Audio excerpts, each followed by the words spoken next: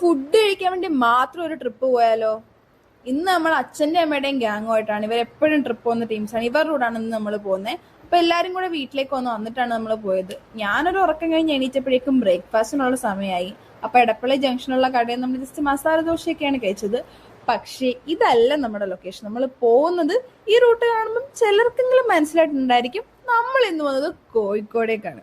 Obviously food try ചെയ്യാൻ പറ്റിയ main spot. ആദ്യം നമ്മൾ തന്നെ പോയത് പാരഗണിലേക്കായിരുന്നു. അവിടെ പിന്നെ റിസർവേഷന് കാര്യങ്ങളൊന്നും ചെയ്യാൻ പറ്റാത്തതുകൊണ്ട് തന്നെ 1 മണിക്കൂർ ക്യൂ നിന്ന് വേണം നമ്മൾ കയറാൻ വേണ്ടിയിട്ട്. അങ്ങനെ 1 മണിക്കൂർ കഴിഞ്ഞ് കയറിയപ്പോൾ നമ്മളൊരു മൊയ്ത്തോ പറഞ്ഞു. നമ്മൾ ട്രൈ ചെയ്യാൻ വേണ്ടി വന്നതുകൊണ്ട് ഒരു ടേബിളും ഒരു മൊയ്ത്തോ ആയിരുന്നു. പിന്നെ നമ്മൾ അങ്ങോട്ട് മട്ടനും ചിക്കനും ഫിഷും അങ്ങനെ കുറേ സാധനങ്ങളൊക്കെ ഓർഡർ ചെയ്തിട്ടുണ്ടായിരുന്നു. ഇതിലെൻ്റെ ഫേവറേറ്റ് നൂൽപുട്ടും പ്രോൺസ് മാംഗോ കറിയാണ്. എൻ്റെ ഫ്രണ്ട് പറഞ്ഞിട്ട് ട്രൈ ആക്കിയതാണ്. എനിക്ക് ബിരിയാണിനൊക്കെ കൂടുതൽ ഇവരുടെ ഇഷ്ടപ്പെട്ട ഒരു ഫുഡായിരുന്നു അത്. ശരിക്കും എനിക്ക് ഇപ്പോഴും അതിൻ്റെ ടേസ്റ്റ് നാവിലുണ്ട്.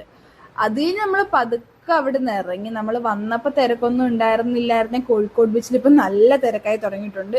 ഇത് കഴിഞ്ഞ് നമ്മൾ നേരെ സ്റ്റേയുടെ അങ്ങോട്ടേക്ക് പോവാണ്. കാരണം ഒരു 6-7 hour റോഡ് ട്രിപ്പ് ആയതുകൊണ്ട് എല്ലാവരും ടയേർഡ് ആയിട്ടുണ്ടായിരുന്നു. അപ്പം ജസ്റ്റ് ഒന്ന് ഫ്രഷ് ആവാൻ വേണ്ടിയിട്ടാണ്. സ്റ്റേ ആയിരുന്നെങ്കിൽ അതിലും അടിപൊളി ആഗ്നേയം റിസോർട്സിലാണ് നമ്മൾ നിന്നിട്ടുണ്ടായിരുന്നെങ്കിൽ അതിനെപ്പറ്റി തന്നെ ചെയ്യാനൊരു വീഡിയോ എടുക്കാൻ മാത്രമേ ഉണ്ട് ആ സ്റ്റേ.